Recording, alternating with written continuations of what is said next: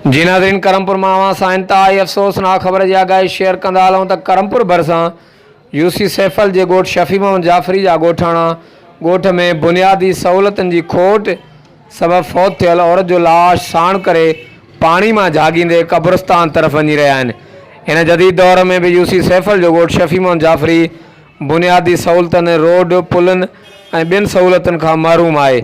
ॻोठ जे चौतरफ़ सिम सेक जो पाणी बीठल आहे, जंहिंजे करे ॻोठाणनि खे शादी ग़मी तोड़े रोज़मर्रा जी मामूलात ज़िंदगी में सख़्तु ॾुखियायूं पेश अची रहियूं आहिनि।